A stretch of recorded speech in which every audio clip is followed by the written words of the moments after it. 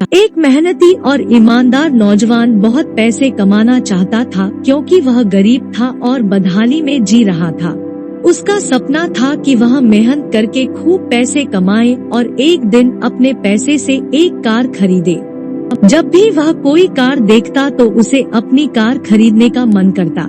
कुछ साल बाद उसकी अच्छी नौकरी लग गई, उसकी शादी भी हो गई और कुछ ही वर्षों में वह एक बेटे का पिता भी बन गया। सब कुछ ठीक चल रहा था, मगर फिर भी उसे एक दुख सताता था कि उसके पास उसकी अपनी कार नहीं थी। धीरे धीरे उसने पैसे जोड़कर एक कार खरीद ली।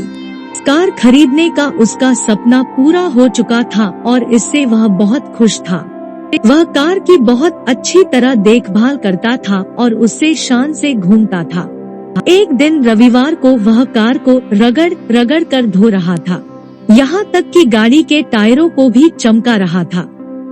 उसका 5 वर्षीय बेटा भी उसके साथ था। बेटा भी पिता के आगे पीछे घूम घूम कर कार को साफ होते देख रहा था। कार धोते धोते अचानक उस आदमी ने देखा कि उसका बेटा कार के बोनट पर किसी चीज से खुरच खुरच कर कुछ लिख रहा है।